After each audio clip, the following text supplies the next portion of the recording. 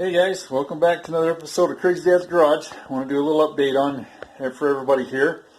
For me, this is kind of a big deal. For a lot of people, it's not, because I just reached 1,000 subscribers on this channel.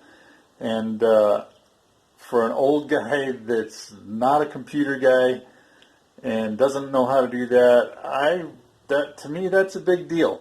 And I just want everyone out there who watches this to know that I'm grateful that you chose to go along with me and do that. I hope this has been entertaining for you, that you're learning some things, that if nothing else, you just get to watch somebody monkey around with old cars and have some successes and some mistakes as they go along.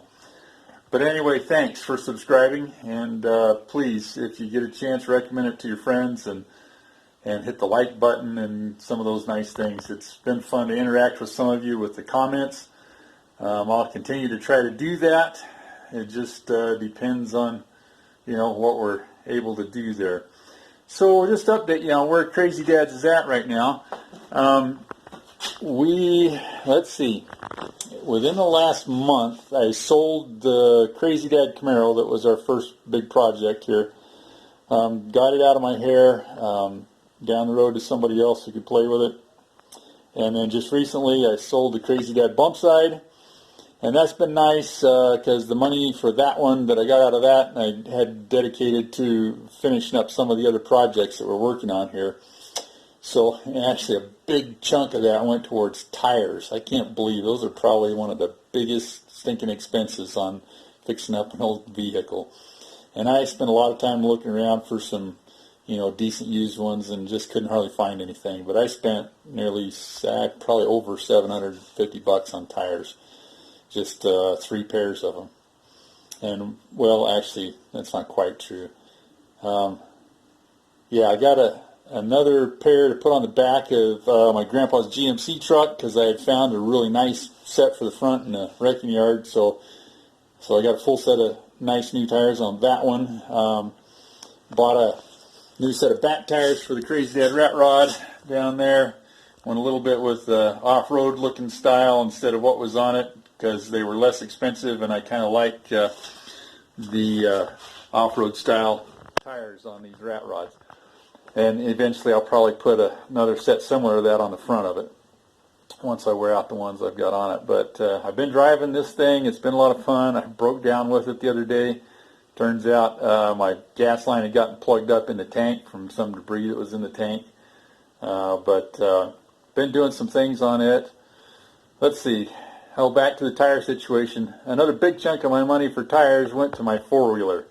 That's what happened. So I'm just bringing you up to speed there on all of that. I'm going to flip around here. We'll talk about some of the other things that we've done just in the last little while. I haven't done any real updates on the Crazy Dad Rat Rod because I'd gotten it running and drivable, and that was kind of the end of the build process. I think the way things go, you just end up tinkering with the things for, probably as long as you've got them. So anyway, I'll show you a couple of things that I've been doing here. I'm going to flip the camera around here so I can show you the actual vehicle. So I'll be back in a second. There you go, camera flipped around, and we're back to the truck. All right.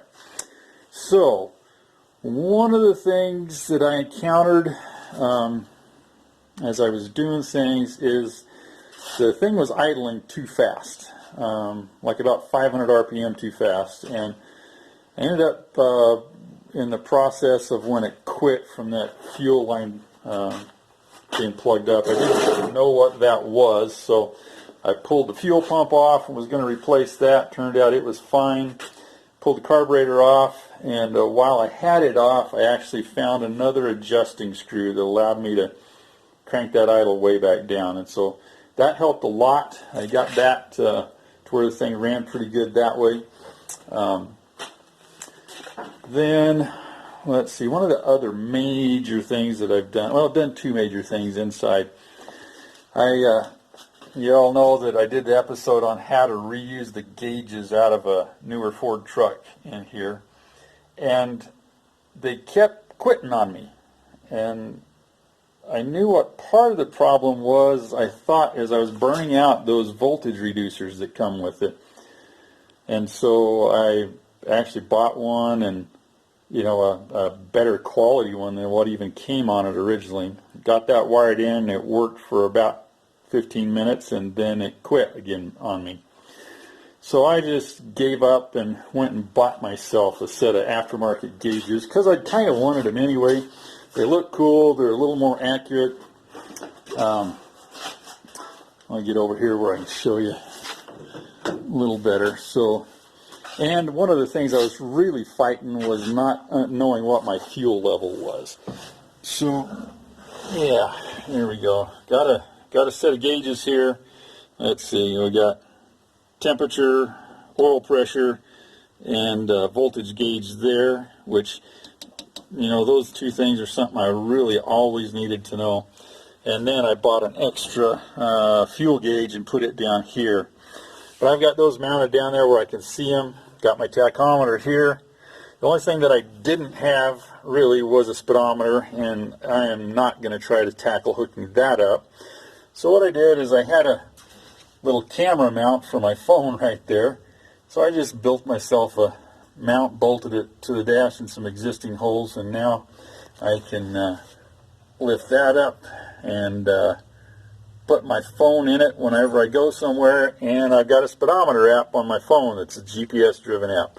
It's free, didn't cost me $100 for a speedometer, and it works just great. So got my gauge situation all solved, and actually in the process of hooking everything up, I found that the wire to my fuel gauge, that the power came over from the other gauges, when I put it all together, I'd put a nut and a washer on the back of the old instrument cluster to hold it in, and I had pinched that wire in that washer when I bolted that all together. And I suspect that was my ultimate problem, was that I had broken through that wire enough that it was shorting out and taking out those voltage reducers. So got that all done. I'm just going to leave those old gauges in there for decoration. Got to have something to fill that hole, and I don't want to make a gauge panel to stick in there. I like the look of the way we've got it now. And that's me. This depends on everybody's own individual taste there. There's the other thing that I did. I was getting so much noise inside of this cab that I couldn't hear myself think. So I got some sound deadening material. I used stuff that's available at Lowe's and Home Depot and lots of your other stores. It's a window wrapping stuff, and I did a lot of research on it. Some people were saying that, hey, the stuff falls off and doesn't stay. Other guys are saying, no, I've not had a single problem with mine. Whatever. And what I found the big difference was, so here's what I got. It's a roll of stuff like this. It's actually window flashing or roof flashing or something. It's got a peel and stick back on it. And I found that what the big problem I think that most people weren't doing is you need to get yourself a little roller like this and roll every square inch of that stuff down so that the adhesive on it can actually stick to every square inch of your vehicle. So, got that done in there. That deadened the sound a lot. I also put it under here on my firewall and in the kick panels at the front. I did that, and while I was doing that, I remembered that I'd never bolted tightened all the bolts up everywhere that were holding the cab down. So I've got, I think, 3 down each side, so I got under there and sucked them down tight. And then I had one other problem. I had some vibration where something was vibrating against the back panel the whole time the truck was running. I couldn't figure it out.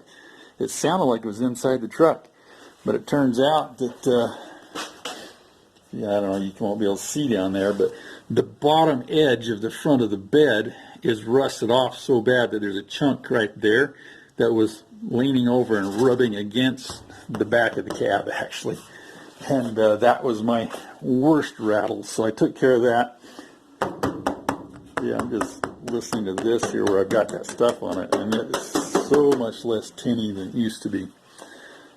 So, those are the big things I've got done inside of it. Still running into a few problems. I got another carburetor problem I'm working on today. Got my gauge package wrapped up. Had to get a new sending unit for the tank here, but that completely solves that problem. Yeah, I think that's about all that I've done in there. I did take found some springs and strung those emergency brake cables up because I think they were vibrating on stuff a little bit. Just did a bunch of things like that, and it's way quieter than it used to be. And now, kind of my next step, I'm going to put carpet and padding in there in the front area. Probably mostly just where your feet are. I don't know if I got any leftovers. I might do underneath the seats down here, but for the most part, I'm just going to get carpet on that area down there. And I think that will go a long, long ways towards finishing up. I still haven't done the sound deadener inside the doors or up here on the ceiling. You can't see anything but black up there. But the reason I haven't done the ceiling is because the roof, as you can see, has got a lot of imperfections. When I got this cab, kids had been playing on it and the roof was caved in. And the fact that it's as good as it is right now is a pretty big deal to me. But I left that off because I want to get in there and be able to finish pounding that out a little bit at a time before I put the sound deadener on the inside of it. But I think when I get that done, get the doors done, and get my carpet in, it's going to be pretty pleasant inside. Heck, I might even want to put a stereo in it now because I think I can listen to it. So those are kind of the things that I've gotten done here. I got a little bit of time this evening, so I went out and replaced the ignition switch in my grandpa's GMC truck, so now I can actually get back to trying to start it. Yeah, I've actually got half of a video done on that, but I just haven't finished it up because I wanted to get an ignition switch in it, and one of the exhaust manifolds is broken. I still want to swap that out so that it doesn't just roar when I do get it started. But I think that's coming down the pike here. Just want to get this thing completely roadworthy, and so that I can quit messing around with it so much. I've actually driven it quite a bit, and it's a blast. I'm having a lot of fun with it. But it's got just these little things going on, and I want to get them ironed out. I've got like 2 or 3 other little things that I've got to do on it to kind of make sure that it's where I want it to be. But anyway, that's kind of an update on where we're at Crazy Dad's garage right now. Camaro's gone, the Bumpside's gone. Oh, actually, the square body's gone too. Got it all running, sent off to my brother's place. So I'm down 3 cars here now, which is a huge thing for me. Especially this little driveway that I've got kind of gets packed and I look like a wrecking yard, and I don't like to do that, and my wife really doesn't like it, and I don't think my neighbors appreciate it. So anyway, that's kind of the things that I'm working on. Always little bits and pieces to play with here, but oh yeah, remember I told you in the driving video that I had a leaking water pump, so I just went in and replaced it today. And yeah, bad mistake on that one. I bought a brand new water pump to put in there. And there's this spot right here is where your radiator, not your radiator, heater hose comes out and goes up and circulates to the heater. And these come with a plug in them, but mine actually has a hose. So I had to take that fitting out down there, right in the middle of the picture. And I took it out, got my new one all painted up, went to put that fitting in it, and was using too big of a wrench, and I actually cracked the casting on this thing. So there's another epic fail in the saga of Crazy Dad's garage. But fortunately, I had the water pump from that 350 that I took out of the square body, and it was a new water pump, just been sitting for about 4 or 5 years. So I was able to put it on there, and so now I've got 2 scrap water pumps there basically. Anyway, that brings me to another thing that I've been working on just a little bit. I actually, you remember the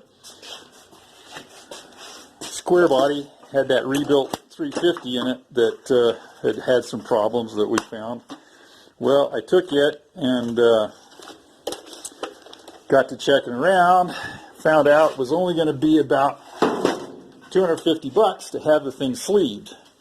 So I hauled it over to the machine shop, and I figured with that I'd be able to basically have myself a completely rebuilt motor, 4-bolt main motor, 60 thousandths over, that I can now drop into my grandpa's truck once I get it started.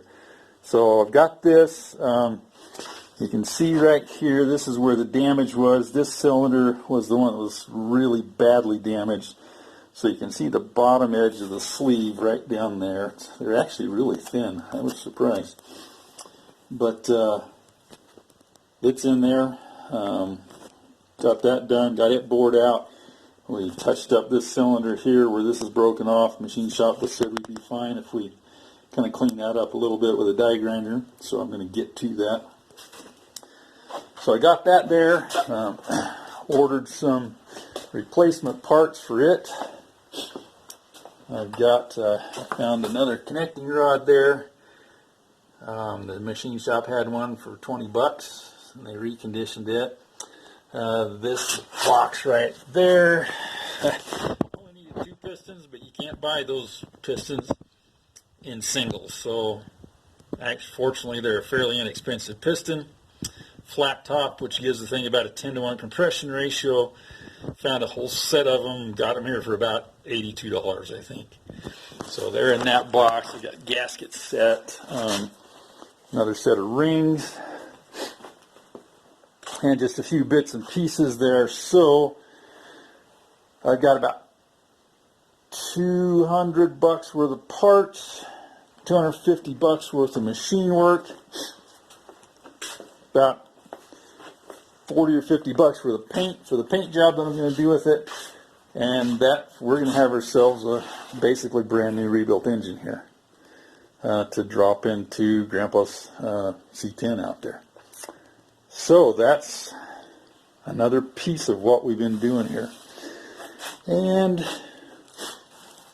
one of the things that's been happening is recently I got a job. I've been retired for quite a while. I've been playing with these things in kind of full time actually, and so now I've got a job to help pay the bills in retirement. So I got a lot less time to spend on things. That's one of the reasons that the videos will slow down a lot. But anyway, that's where we're at right now, and I'm going to throw this video up there just so you know what's happening with Crazy Dad's Garage. And we'll keep moving forward. Sorry I'm shaking here. It's cold out here and I'm starting to shiver. Anyway, it's been fun. And again, thank you so much, everybody that's subscribed to the channel. I hope you're enjoying it. We're going to keep trying to get you some nice, fun videos here so that there's different things that you can learn. And we'll keep moving forward. Anyway, everybody have an awesome Thanksgiving and Christmas. This is early November. Actually, Thanksgiving's this week. I guess it's not early November. It's mid-November. But enjoy yourselves. Have a happy holiday season. And bless you. God bless you. That's, I don't know if you know, but he's an important part of my life. And I hope everybody else figures that part out too. Anyway, have an awesome day. Thanks from Crazy Dad's Garage. Share this with your friends if you're enjoying what we're doing here. Everybody take care. We'll see you. Bye.